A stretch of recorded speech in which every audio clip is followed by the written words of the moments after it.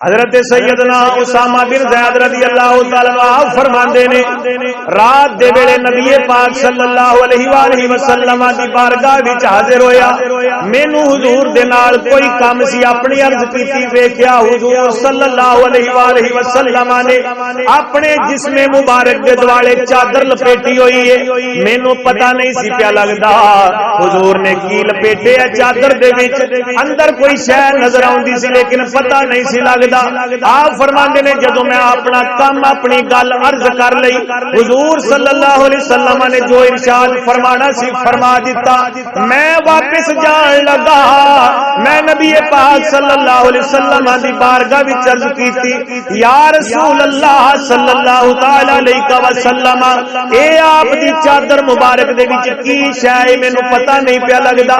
میرے آقا علیہ السلام نے چادر مبارک ہٹائی، حضرت اسامہ فرماندے نے میں دیکھیا نبی پاک صلی اللہ علیہ وسلم دے جسم مبارک دے نال ایک پاسے حضرت امام حسن پاک چپکے ہوئے نے، چمٹے ہوئے نے، تے دوجے پاسے حضرت امام حسین پاک چپکے ہوئے نے۔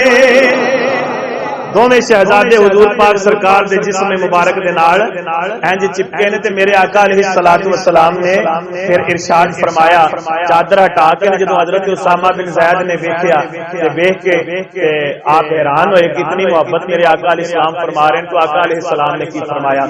آپ نے فرمایا ھذا ابنا یا ابنا ابنتی،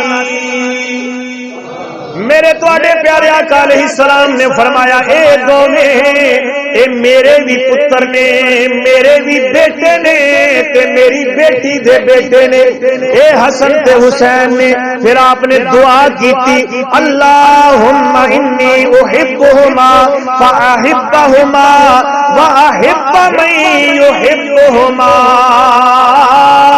میرے آقا علیہ السلام نے دعا کیتی، کنہ واسطے دعا کیتی؟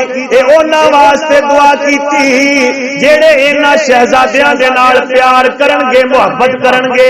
میرے تواڈے پیارے آقا علیہ السلام نے اللہ دی بارگاہ وچ دعا کیتی، مولا انہاں دوواں نال میں بھی پیار کرنا وا، محبت کرنا وا، تو بھی انہاں نال محبت فرما، تے جیڑا بھی انہاں نال محبت کرے مولا تو انہوں بھی اپنا محبوب بنا لے۔ جیڑا انہاں نال پیار کرے، محبت کرے مولا تو انہوں بھی اپنا محبوب بنا لے۔ اچھی بولو سبحان اللہ۔ معلوم ہویا کہ انہاں شہزادیاں دی محبت دے نال بندہ اللہ دا بھی محبوب بن جاندا ہے تے اللہ دے محبوب دا بھی محبوب بن جاندا ہے۔ ترمذی شریف کتاب المناقب دے وچ روایت موجود ہے۔ اللہ